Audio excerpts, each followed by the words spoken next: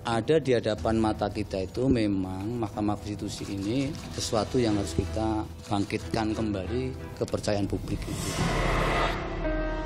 Harkat, derajat, martabat saya sebagai hakim karir selama hampir 40 tahun dilumatkan oleh sebuah fitnah yang amat keji dan kejam.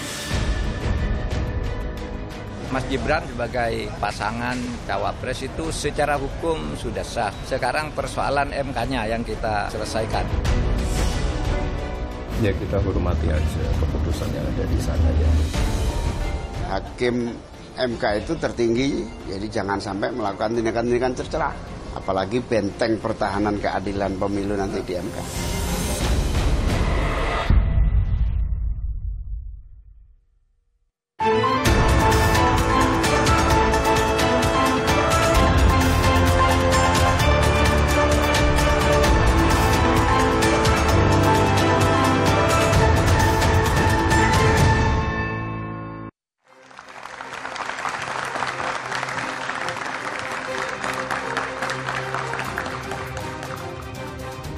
Selamat malam saudara, kritik kepada Mahkamah Konstitusi terus terjadi meski pucuk pimpinan MK telah berganti usai Anwar Usman disanksi. Karena dinyatakan melakukan pelanggaran berat etik oleh Majelis Kehormatan MK. Namun Majelis Kehormatan MK tak membatalkan putusan yang sudah diketuk oleh Anwar Usman. Meski demikian legitimasi Gibran Rakabuming Raka masih dipersoalkan. Pasalnya ia dianggap maju dan jadi kontestan di Pilpres tahun depan dengan alasan hukum yang juga masih dipersoalkan. Benarkah demikian?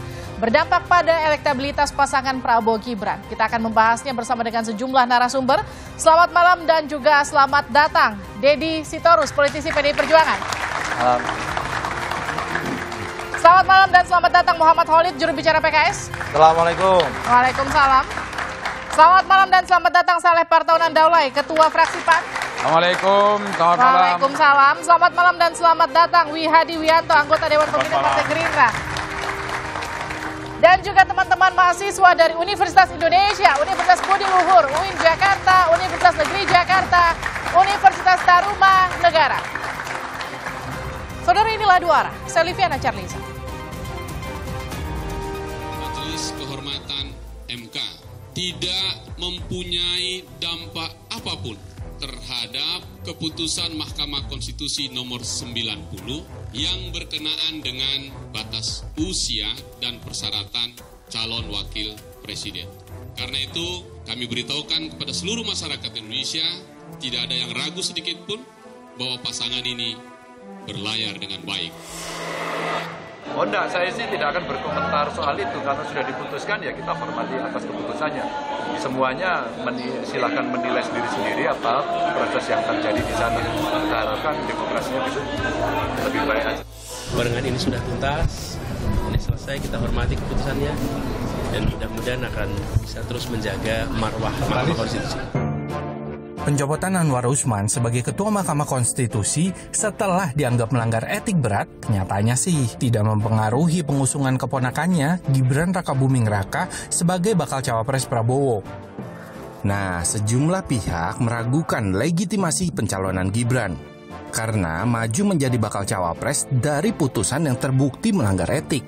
Problem legitimasi politik karena publik kita kan banyak sekali yang nalarnya juga sehat dan sudah bisa melihat secara kasat mata seperti kata Mbak Dani tadi, orang tuh akan melihatnya dengan helikopter view. Ini ada apa nih? Putusan MK 90 soal usia capres-cawapres tetap sah.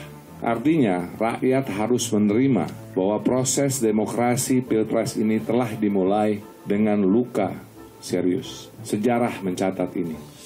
Tapi yang jadi masalah adalah bagaimana kemudian ya proses ini terjadi dari suatu keadaan yang gonjang-ganjing seperti ini. Jangan sampai kemudian ketika ada hukum yang dianggap menghalangi, kemudian hukumnya yang diubah. Ya, Ketua MK sih sudah diganti, tapi putusan kontroversial yang diketok palu Anwar Usman tidak dapat diubah. Selanjutnya, rakyatlah yang menjadi penentu di Pilpres 2024. Jadi intinya biar hakim rakyat yang menentukan. Kalau menurut kita, waduh dengan gorengan isu ini popularitasnya menurun, ya kan berarti nanti rakyat akan memilih. Ya. yang akan menang yang lain. Jadi biar masing-masing itu diberi hak konstitusional untuk mempromosikan dirinya masing-masing tanpa kampanye hitam. Kalau putusannya tidak dapat diubah, terus bagaimana Gibran dapat meyakinkan publik terkait legitimasinya? Ya kita hormati aja keputusan yang ada di sana ya. Tetap melaju, Mas. Hasil putusan itu kan ada cacat ininya, Mas. Tetap melaju, Mas. Kita juga kehadiran panelis pada malam hari ini, Ahmad Hoirul Umam. Ini adalah Direktur Eksekutif Indo Strategi. Selamat malam. Malam. Mas Umam. Saya ke Pak Wihadi dulu. Pak Wihadi, pasca putusan MK Gibran ini dianggap bacawa pres hasil pelanggaran etik. Apa respon Anda? Keputusan MK ini kan keputusan kode etik yang terhadap hakim-hakim. Tentunya tidak akan memengaruhi keputusan MK nomor 90 mengenai masalah perubahan dalam Undang-Undang Pemilu tentang batas usia. Jadi saya kira kita tidak perlu berpolemik lagi terhadap Undang-Undang Pemilu yang baru ini yang sudah diturunkan dalam PKPU dan KPU sendiri pun sudah mengaturnya. Jadi saya kira apa yang menjadi MK ini, polemik MK ini adalah bagaimana yang namanya kode etik itu. Tapi perlu digarisbawahi bahwa keputusan MK sendiri itu ada hal yang mesti harus ditahu. Ternyata sebenarnya apa yang di keputusan itu tidak ada bukti dan tidak ada saksi bahwa Anwar Usman melakukan hal-hal yang disangkakan dalam keputusan itu. Oke. Dan kita lihat sendiri, ternyata bukan hanya Anwar Usman. Ada 9 hakim sendiri pun juga mereka melanggar kode etik. Nah ini kan pelanggarannya kan bukan hanya Anwar Usman. Tetapi hanya Anwar Usman yang dikenakan sanksi terberat. Nah kalau kita lihat, ada satu hakim MK, yaitu Arief. Itu sudah 2 kali. Oke. Ya, 2 kali, tapi karena undang-undang dibatalkan 2 kali itu dan menjadi sebenarnya 3 kali saat ini. Jadi kalau menurut Anda ini murni pelanggaran etik atau ini ada goreng-gorengan politik? Saya kira ini kalau kita bicara dengan laporan-laporan yang ada itu kan laporan-laporan etik. Tetapi saya kira bisa dibuat bahwa saat ini karena kaitannya dengan pemilu, ya tidak terlepas dari permasalahan politik. Oke, saya ke Bang Deddy. Bang Deddy, kalau tadi kita dengarkan apa yang disampaikan Pak Ganjar, kita berharap demokrasi kita lebih baik lagi ke depan. Memang ada apa dengan demokrasi kita pasca pengumuman MK? Ya, demokrasi kita sedang tidak baik-baik saja. Itu ya.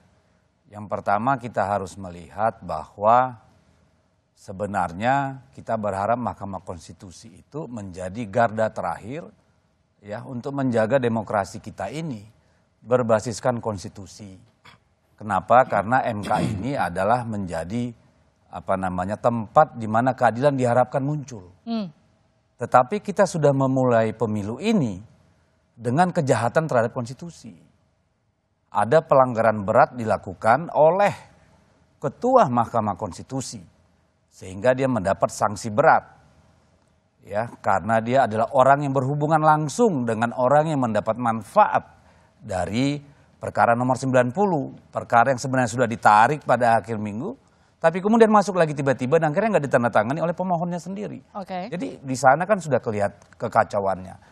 Kalau saya melihat yang terjadi adalah Gibran, ya sebelum Gibran mungkin hasilnya putusan MK terhadap perkara nomor 90 harus kita terima, bukan karena dia benar. Tapi karena tidak ada mekanisme untuk membatalkannya. Jadi bukan karena benar putusan 90 itu tidak tersedia mekanisme untuk menganulir. Makanya salah satu mantan hakim konstitusi bilang ini ada cacat moral. Pak Yusril di kubunya sana juga bilang ini ada penyeludupan. Ya, jadi saya ingin katakan jujur saja, Gibran ini adalah walaupun dia jadi cawapres sekarang dan kita harus hormati keputusan Mahkamah Konstitusi, ini adalah hasil perselingkuhan politik dan hukum. Perselingkuhan politik, Bang Saleh, tanggapi, silakan. Baik, pertama begini ya, saya kira soal keabsahan Gibran untuk menjadi cawapresnya Pak Prabowo, semua pihak saya lihat sudah menyatakan tidak ada masalah sama sekali. Bukan berarti benar ya. Jadi ya saya mau membalikkan dulu ke sana. Yang mengatakan itu sah itu bukan kita malah justru. Yang menyampaikan itu sah adalah Pak Mahfud MD. Oke. Mengapa pernyataan Mahfud MD ini penting untuk kita kutip? Karena beliau sekarang pertama adalah cawapres dari Pak Ganjar. Yang kedua, Mahfud MD ini adalah Menko Polhukam. Yang memang urusannya itu adalah masalah politik dan hukum. Nah artinya beliau sendiri mengatakan putusan MK itu malah di luar ekspektasinya. Artinya sudah lebih daripada apa yang diharapkan sebagai personalnya Mahfud MD. Kemudian di dalam proses pembacaan putusan MK itu dijelaskan, di awal sudah dijelaskan bahwa ini tidak akan mempengaruhi putusan dari MK yang putusan 90. Berarti kan secara formal sudah legal ini. Nah sekarang saya lihat ini kan selalu dipersoalkan lagi, ini Gibran begini dan seterusnya. Ini sebetulnya tadi kembali ke pertanyaan pertama, apakah ini ada gorengan politik? Saya kira pasti. Karena ini kan terbukti nih, sudah diputus di sini, belum puas, ada sebagian dari pemohon itu yang melaporkan lagi para hakim-hakim ini yang katanya maladministrasi. Oke, jadi saya lempar lagi ke Pak Dedi. Jadi ini bukan semata pelanggaran etik, ini memang ada gorengan politik di sini. Sejak awal ini kan gorengan politik. Gorengan politik, partai-partai politik yang ingin anak presiden jadi calon wakil presiden. Itu politiknya sejak awal atau gorengan politik atau gorengan politik dari partai-partai yang tidak menginginkan Gibran maju, atau gorengan politik siapa yang mendapat dari partai-partai yang tidak menginginkan adanya calon anak muda jadi pemimpin di Indonesia ini. Ini yang bukan soal usianya anak muda. 37 tahun. Anda jangan ini yang mana yang menggoreng ini sebetulnya? Siapa yang menggoreng habis itu saya? Silakan, udah. Gimana? Ini bukan soal anak muda, ini soal anak presiden. Kalau soal anak muda, banyak sekali anak muda berprestasi di Republik ini. Kalau Gibran bukan anak presiden, dia akan dipilih apa tidak? Saya tanya. Saya pastikan tidak. Karena saya tanya. Saya pastikan saya tidak. tanya, putusan 90 itu apakah berlaku untuk Gibran saja atau berlaku untuk seluruh Indonesia? Siapa yang akan diuntungkan dari itu sana? dulu, jawab dulu. Siapa loh? Sekarang saya tanya jawab dulu, Anda. apakah itu berlaku untuk personalnya sebagai seorang anak presiden saja, sebagai seorang Gibran, atau itu putusan berlaku untuk seluruh rakyat Indonesia? Ya. Oke, saya jawab itu. Gitu Tentu tidak. Saya tanya Anda lagi. Kalau Gibran bukan anak presiden, Anda ambil nggak? Loh, sekarang itu gini. Jawab aja. Enggak, saya tanya kembali. Tadi Anda tanya sudah saya jawab. Iya, ini saya tanya kembali. Saya tanya lagi. Ayo, saya tanya lagi. Apakah kalau Gibran bukan anak presiden, Anda ambil nggak? Bukan. Apakah menurut Anda kami berhak? Pertanyaan bukan ditanya dengan jawab. Loh, ini Anda jawab dulu. Apakah menurut Anda kami berhak mencalonkan dia? Sebentar. Apakah menurut Anda kami berhak mencalonkan dia dengan putusan itu? Dalam artian berdebatnya, kami mohon maaf, bukan persoalan gender ya. Nggak boleh dipersoalkan. Saya bertanya, Anda harus menjawab, bukan melempar pertanyaan lagi. Tapi Anda jawab di pertanyaan saya, sama kan? Anda jangan melempar kembali pertanyaan kepada saya. Pak Wihadi tanggapi silakan. Nggak, begini. Kita harus melihatnya secara konstruksi hukum legalitasnya dulu. Bahwa permasalahan daripada judicial review undang-undang itu adalah norma.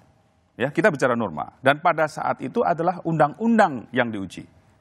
Tidak ada kita mengatakan bahwa undang-undang ini adalah untuk seseorang. Tidak ada. Awalnya kita mengatakan bahwa itu gugatan itu banyak dari generasi muda.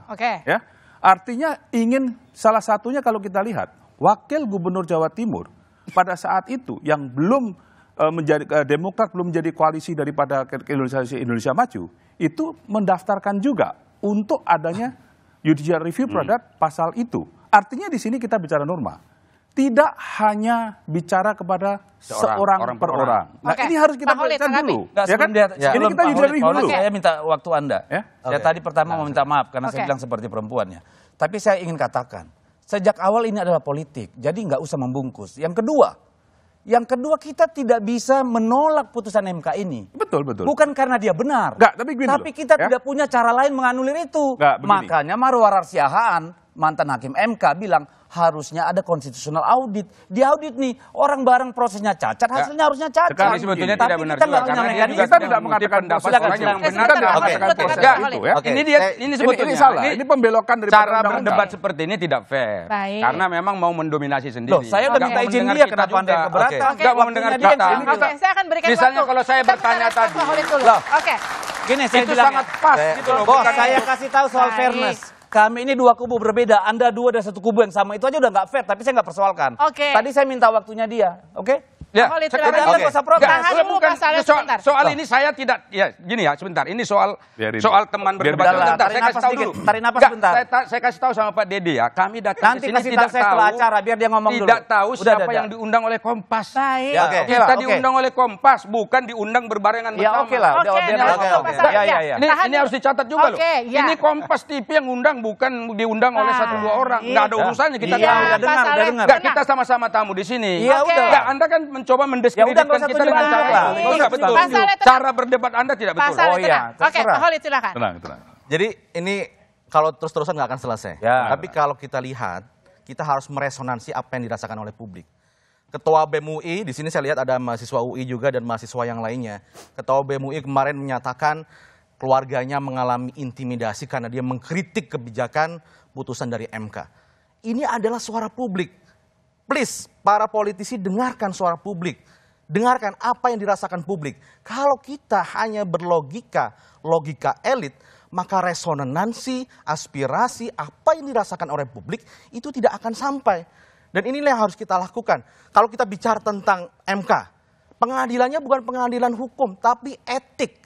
Etika, kenapa etika? MK yang etik. MK. Pengadilannya ada etik. Kenapa etik? Karena kita bicara tentang moral standar. Standar moral. Standar moral hakim MK, apalagi ketua MK, dia harus memiliki standar moral yang lebih tinggi. Bahkan lebih tinggi dari DPR dan eksekutif. Persyaratan menjadi hakim MK, dia harus menjadi negarawan. Eksplisit disebutkan di sana. Maka ini masalah etik, masalah legitimasi moral, itu menjadi hal yang sangat-sangat krusial buat hakim MK. Tapi kan produknya tidak bisa diapa-apain. Itu bicara legal. Oke. Tadi Juru Bicara udah clear tadi disampaikan tadi kan. Secara hukum, secara legalitas oke. Saya tidak ingin berbicara terkait bagaimana asas legalitasnya. Baik. Tapi kita bicara, bahkan MK itu menunjukkan terkait moral standar. Standar moral inilah yang harus menjadi penopang tegaknya konstitusi di negeri kita. Ini bukan masalah Gibran atau bukan Gibran. Ini adalah masalah standar moral etika yang harus ditegakkan. Itu yang harus menjadi catatan kita bersama. Ya, coba kita bedah keputusan MK itu. Apakah sekarang kalau kita bicara etik, apa yang dilakukan oleh Anwar Usman itu tidak ada yang kalau kita lihat bukti dan tidak ada hukum yang mengatakan bahwa dia itu bersalah sebenarnya. Kita lihat MK. Kita bedah, sudah bedah atau belum? Kita sudah bedah. Saya sudah bedah di sini ya. Tapi di sini, ya, bentar. Kalau kita lihat yang dilaksanakan oleh Anwar Usman adalah yang publik mengatakan adalah bahwa dia adalah paman daripada Gibran. Kan begitu. Tetapi kalau kita lihat di tahun 2003 Prof. Jimli sendiri juga pernah mengadili yang mempunyai konflik of interest. Saldi Isra juga demikian. Artinya ini kan sudah jurisprudensi yang dilakukan oleh MK. Jadi kalau kita bicara orang per orang, kita tidak bisa menyalahkan satu orang. Nah disinilah kita bicara, kalau kita bicara dari keputusan MK itu, tidak ada satupun bukti yang mengarah bahwa ini ada kesalahan etiknya. Ini kita harus lihat dulu. Tapi bagaimana stigma yang melekat bahwa ini betul ada pelanggaran etik dalam keputusan dari Anwar Usman. Nanti dijawabnya usai jeda di luar.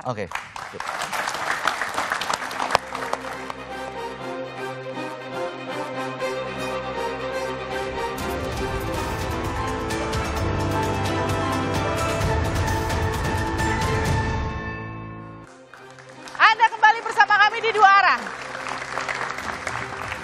Saya ke Mas Holid dulu. Mas Holid, ada pernyataan dari Pak Anies yang menyatakan gini kurang lebih. Harusnya hakim itu bekerja untuk rakyat, untuk publik, kurang lebih seperti itu. Memang kita akan dengarkan dulu seperti apa pernyataan ini dia.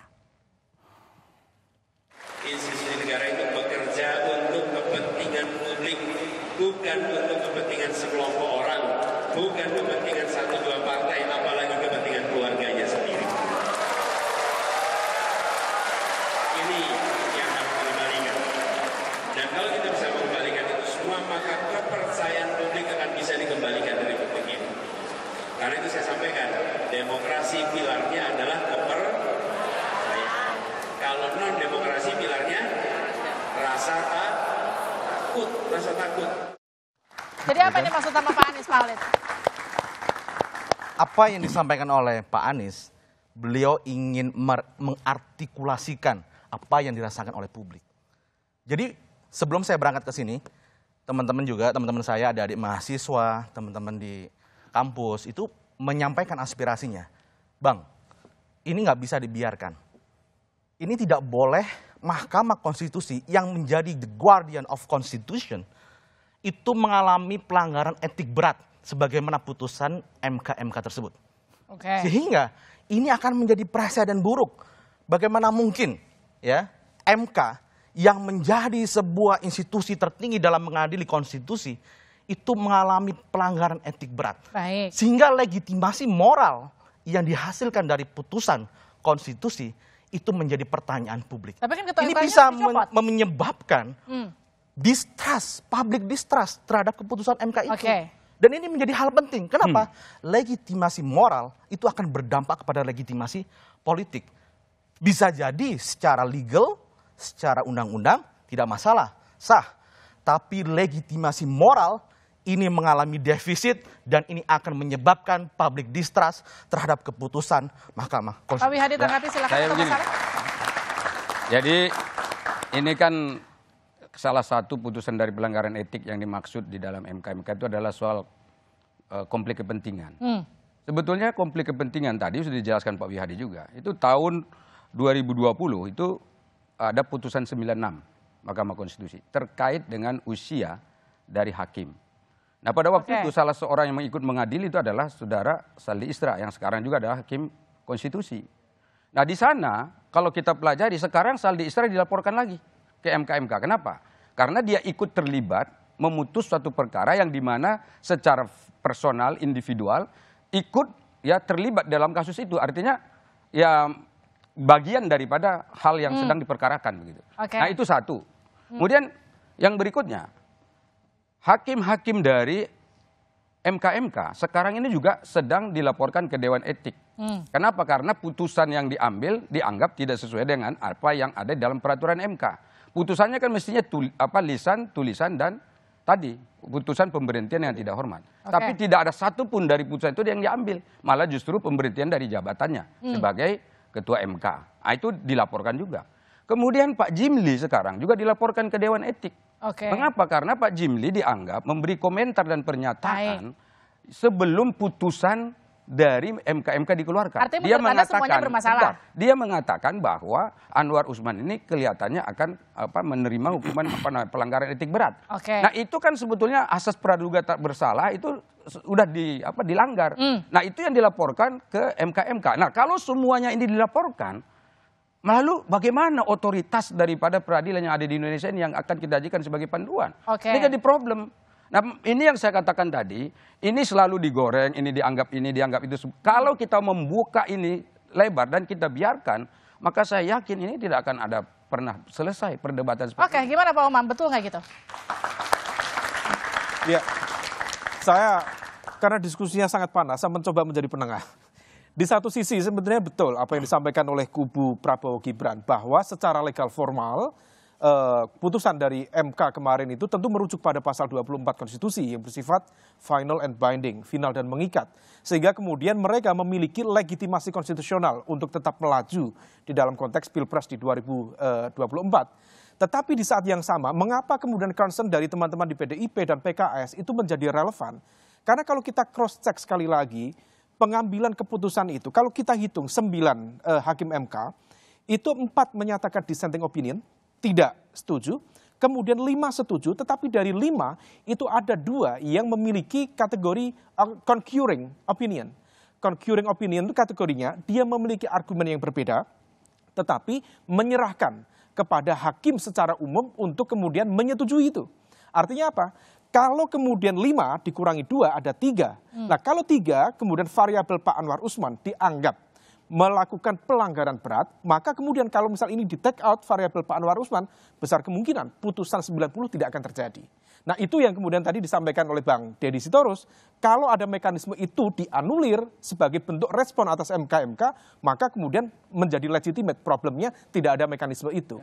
Nah itu poin pertama. Yang kedua Mbak Livi, saya mengapresiasi to some extent putusan dari MK Tetapi di saat yang sama, tampaknya MK-MK sendiri mencoba untuk bermain di antara dua gelombang. Ada satu poin yang cukup krusial dan juga sangat sensitif. Ketika MK-MK mengatakan bahwa pelanggaran berat yang dilakukan oleh Pak Anwar Usman mengatakan bahwa beliau membuka ruang intervensi pihak eksternal. Ini harus di cross check. Siapa pihak eksternal itu? Apakah kemudian dari elemen eksekutif atau elemen legislatif atau lingkaran kekuasaan secara besar? Nah, kalau misal itu dilakukan secara terbuka, ini menjadi jauh lebih clear.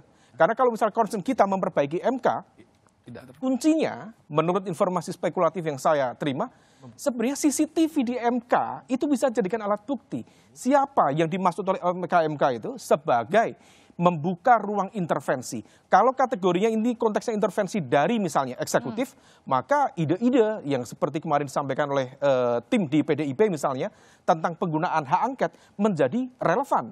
Memang putusan MK tidak bisa menjadi objek bagi hak angket. Tetapi kalau misal kemudian melibatkan terkait dengan praktik administrasi pemerintahan, maka kemudian DPR, parlemen memiliki hak untuk menggunakan hak angket itu sebagai proses investigasi.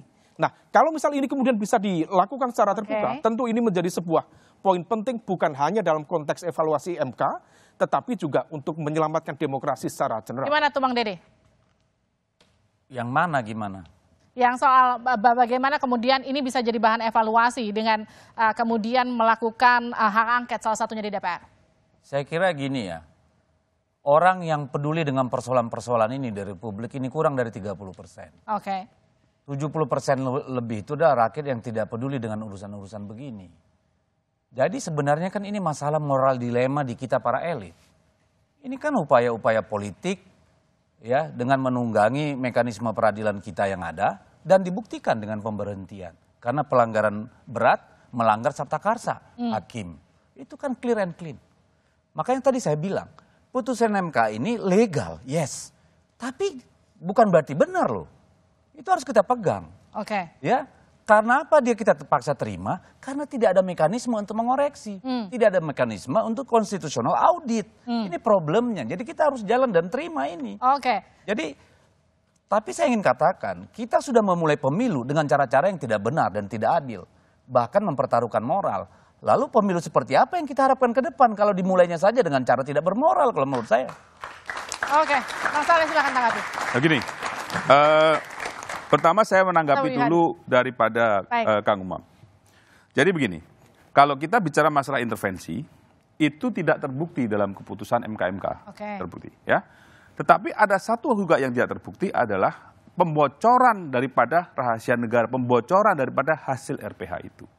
Nah, ini bagaimanapun juga kita melihat bahwa siapa yang membocorkan, ya, siapa yang membocorkan ini, dan pada saat ini sebagian daripada masyarakat sudah melaporkan juga kebocoran daripada rahasia negara ini. Siapa yang membocorkan ini? Nah, jadi dalam hal ini kita melihat bahwa apa yang dilakukan oleh Pak Anwar Usman itu kan melakukan jurisprudensi yang sudah pernah dilakukan oleh hakim-hakim MK dulu. Ya kan? Jadi dalam hal ini, kalau keputusan MK itu memberikan keputusan bukan hanya Anwar Usman sebenarnya, 9 hakim itu semuanya juga kena kode etik. Tapi kenapa hanya Anwar Usman aja yang diberat seperti itu? Kita bicara yang namanya Arif ini, itu sudah 2 kali dan 3 kali sekarang ini. Artinya kalau sudah 3 kali, walaupun dibatalkan oleh undang-undang, tetapi sebagai seorang sosok hakim sudah 3 kali, artinya itu kan sudah merupakan sesuatu hal yang dengan tanda kutip bahwa pelanggarannya adalah pelanggaran berat. Nah ini ada yang harus kita lihat secara fairness kalau kita mau betulkan ini. Ya, jadi maksud saya begini, hal ini adalah merupakan suatu kode etik daripada MK. Kita tidak bicara mengenai masalah keputusan daripada MK nomor 90, karena itu sudah final and impending. Ya, artinya sudah selesai. Kalau kita bicara mengenai masalah bagaimana kita membetulkan MK, bagaimana kita menjalankan yang namanya kita membenarkan masalah MK, maka itu adalah tugas kita bersama. Kedepannya MK mau seperti apa? Nah, inilah yang mesti harus kita semuanya tahu bahwa ternyata MK mesti harus ada pembenahan ke depannya. Itu yang penting. Ya. Sebenarnya yang disampaikan Pak Wiyadi tadi dengan konteks urgensi untuk memperbaiki MK sebenarnya bentuk mengakui memang ada sesuatu yang problematik di MK. Baik itu dalam konteks etik, jadi ada problem dalam konteks etik, tapi juga dalam konteks struktur institusionalnya juga mengalami problematik di situ. Tetapi kemudian kalau misal kita cermati, tadi kembali ke konteks ruang intervensi, itu sebenarnya disampaikan secara terbuka, secara clear dalam materi putusan yang disampaikan oleh Pak Jimli, dan sebenarnya kalau misal kemudian mau masuk lebih dalam, bisa dilakukan lebih lanjut. Problemnya, ini besar kemungkinan akan memantik sebuah dinamika dan benturan politik yang jauh lebih besar. Kita paham situasi itu. Nah, tetapi di saat yang sama, barangkali ada pihak-pihak yang juga agak menikmati. Karena bagaimanapun juga dengan hadirnya Mas Gibran sebagai cawapres Pak Prabowo, sebenarnya memberikan ruang munisi yang terbuka bagi rival-rival politik Prabowo Gibran. Narasi politik dinasti tentang isu nepotisme, itu adalah munisi yang cukup efektif untuk mendelegitimasi itu. Tetapi yang kemudian bisa dibuktikan misalnya, bagaimana kemudian yang kita bayangkan kalau misal terjadi penolakan, harusnya KPU itu menghadapi resistensi di Komisi 2. Faktanya proses dari putusan MK nomor 90 tidak mengalami resistensi signifikan di Komisi 2. Dan kemudian kemarin secara cepat PKPU nomor 19 tahun 2023 diubah secara cepat menjadi PKPU nomor 23 tahun 2023. Kita cek itu dalam hitungan cepat, kita cek di pasal 13 ayat 1 huruf R. Itu sudah secara otomatis mengakomodir putusan di perkara 90. Artinya, to some extent, dari rival-rival politik dari Pak Prabowo Gibran mencoba untuk menggunakan ini sebagai sebuah alat untuk mendelegitimasi, tetapi tetap diberikan ruang untuk mereka maju di kontestasi. Nah, itu yang kemudian jadi pertanyaan untuk Pak Saleh terakhir. Jadi bagaimana kemudian menjawab sejumlah hasil survei yang menilai pasca putusan MK ini kemudian menggerus elektabilitas Pak Prabowo? Nanti jawabannya usai jeda. Ya, baik.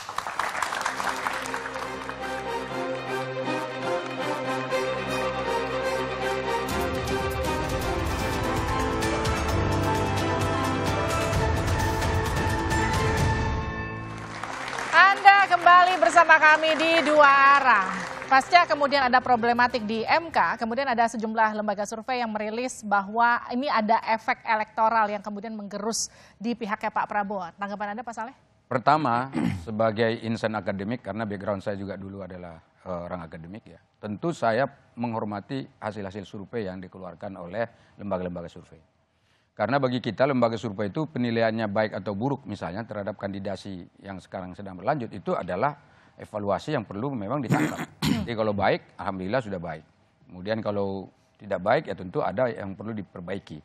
Apalagi survei-survei itu saya lihat itu kan surveinya berbasis provinsi misalnya seperti itu. Provinsi ini seperti ini dan seterusnya. Itu satu. Tapi yang kedua, hasil survei itu sebetulnya tidak seragam. Jadi kalau saya lihat, ini kan ada yang mengatakan ini surveinya turun. Padahal sebetulnya survei internal kami itu justru naik gitu. Jadi luar biasa naiknya malah. Jadi putusan MK itu nggak mempengaruhi apapun? Ya menurut kami justru sekarang ini ya putusan MK yang tadi itu adalah hanya untuk mencari legalitas yang dipertanyakan publik terkait dengan pencalonan seorang Gibran dalam hal ini. Nah itu menurut kami sudah selesai. Nah karena itu kami sekarang sedang berlomba-lomba untuk menyampaikan apa yang akan kita lakukan andai kata Prabowo dan Gibran jadi presiden atau wakil presiden. Nah itu yang kita sampaikan ke publik. Jadi mestinya perdebatan-perdebatan terkait yang tadi mestinya sudah selesai sesaat setelah MK mengambil keputusan. Jadi mestinya kita sekarang masuk pada hal-hal yang substansial. Nah karena itu sekali lagi survei tadi itu banyak ragamnya. Coba dilihat. Sekarang malah dulu ya awal-awal saya lihat ketika kontestasi ini mulai itu selisih-selisih angkanya agak tipis tuh. Ya kan? Kalaupun ada perbedaan angka antara satu lembaga survei dengan survei yang lain mungkin 2% ya 1% begitu.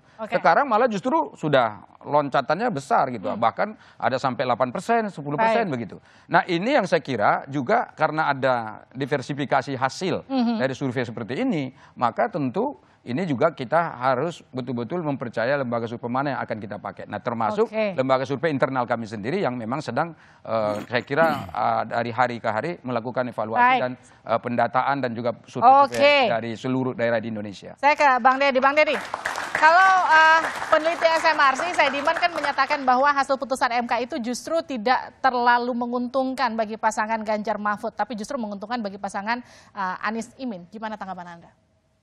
Ya, kalau saya sih menilai hari-hari ini kita belum pernah mengalami situasinya.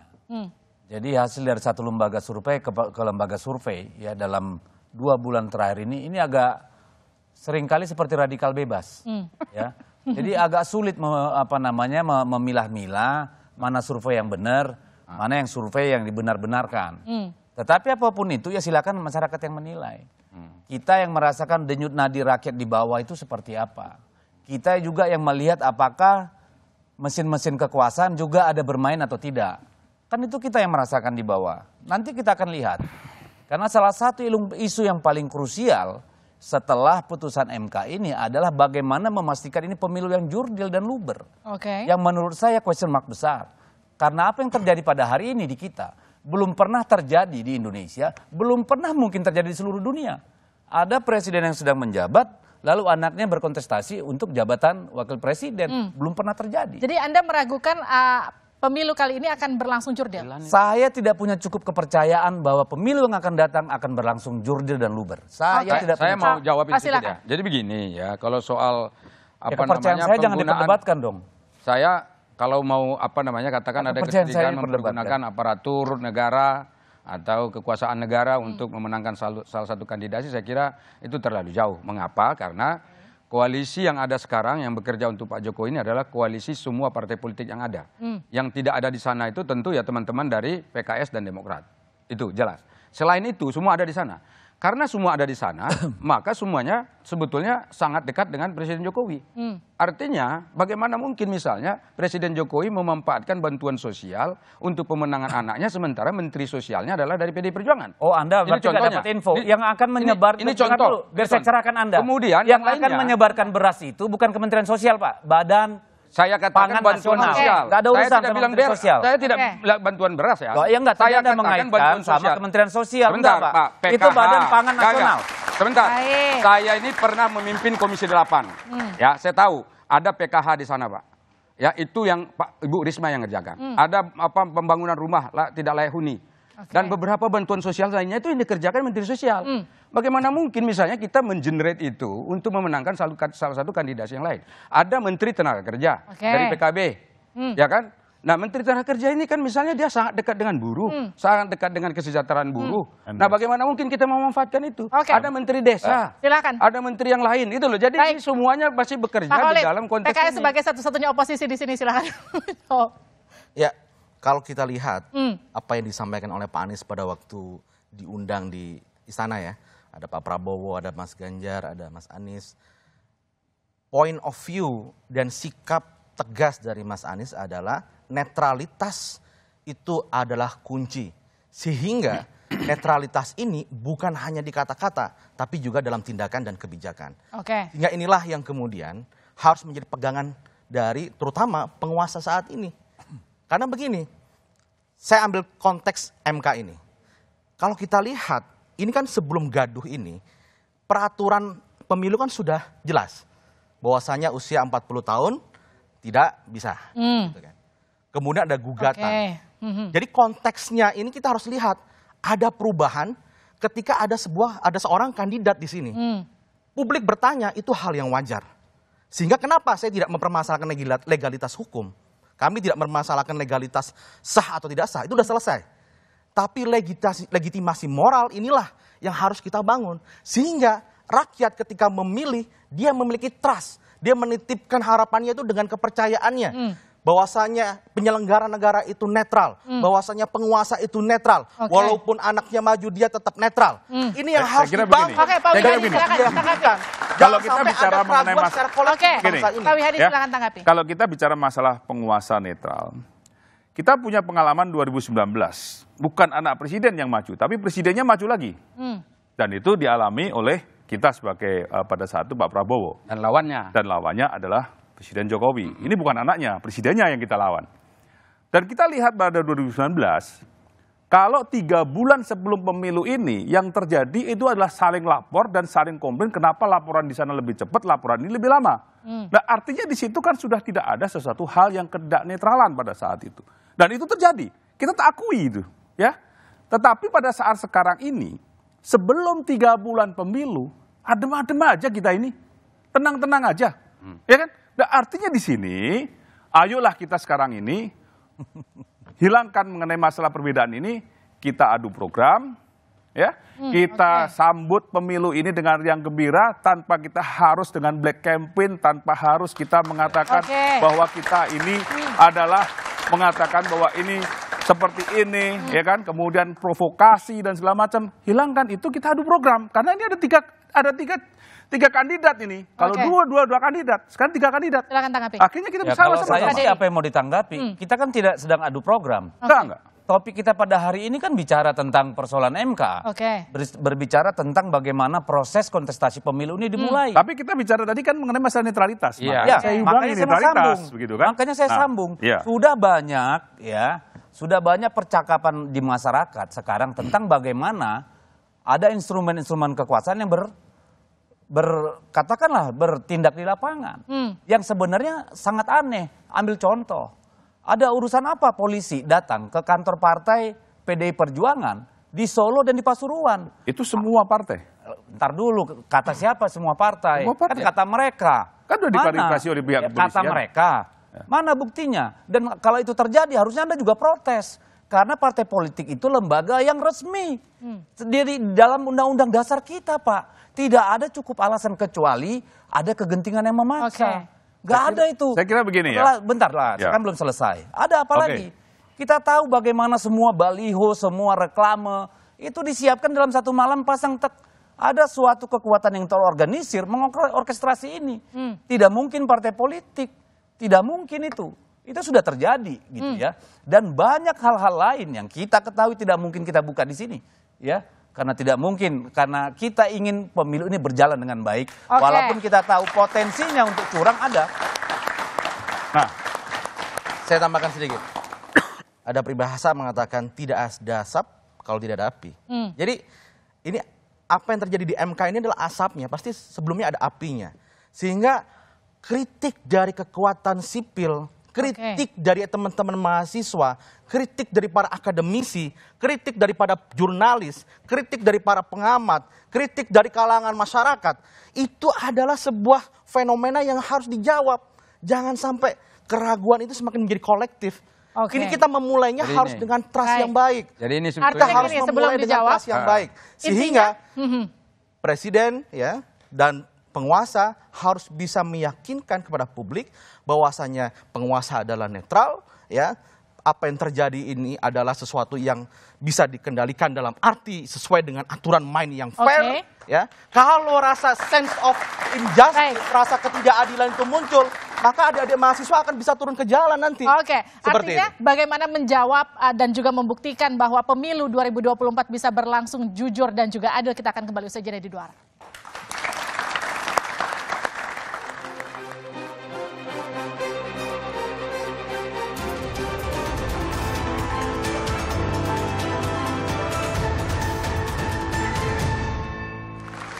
Kembali bersama kami di Dua Arah. Saudara, ini adalah paruh terakhir kita di Dua Arah episode kali ini. Pertanyaan pertama saya ke Pak Dedi. Jadi apa yang kemudian masih jadi catatan dari PDIP pasca putusan MK?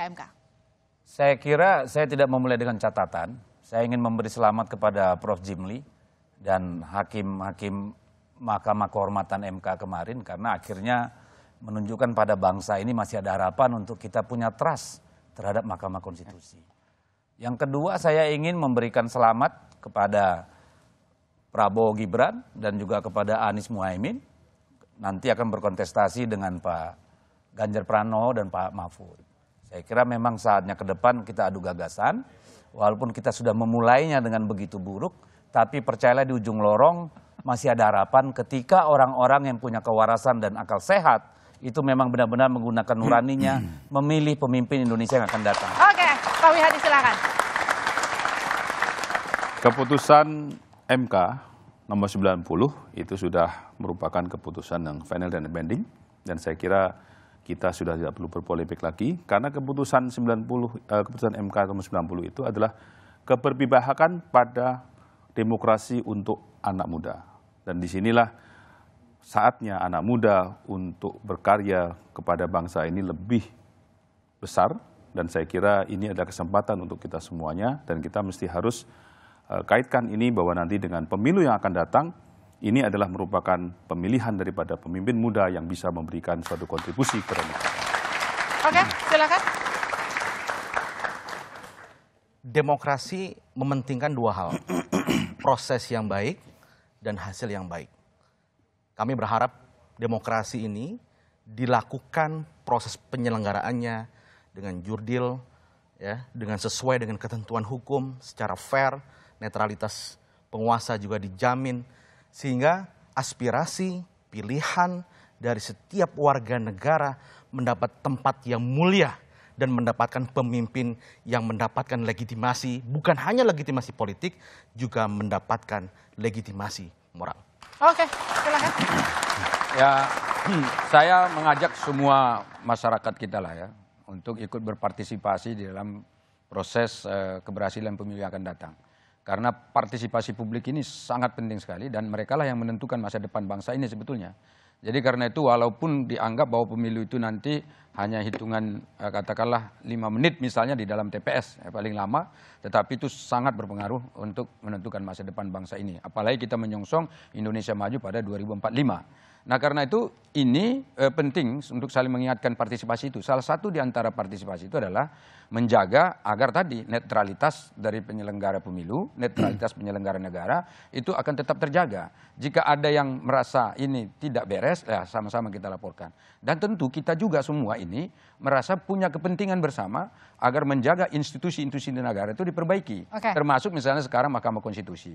Kalau Mahkamah Konstitusinya dianggap sekarang masih ada hal-hal yang belum sempurna, belum lengkap, kita menganggap bahwa mereka adalah manusia biasa dan masih insya Allah bisa diperbaiki ke depan. Oke, Pak Umam.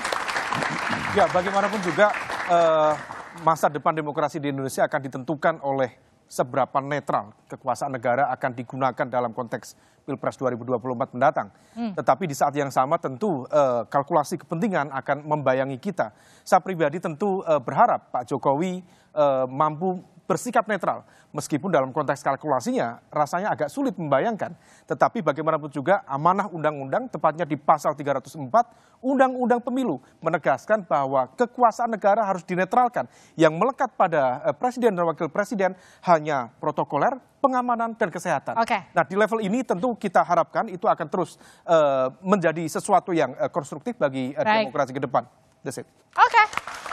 Saudara, kata orang, politik bukanlah urusan benar dan salah, namun menang dan juga kalah. Kata orang, politik adalah urusan bagaimana mendapatkan dan mempertahankan kekuasaan, meski harus menomorduakan nilai etika dan azas kepatutan. Namun tak boleh dinafikan reputasi, legitimasi, dan kepercayaan patut jadi pertimbangan. Karena tanpa itu kekuasaan tak akan bisa menggerakkan, kecuali dengan ancaman dan juga paksaan. Saya Liviana Charlisa, tetap saksikan Kompas TV untuk mengupdate informasi terkini, terutama seputar pemilu, hanya di Kompas TV, independen terpercaya. Sampai jumpa.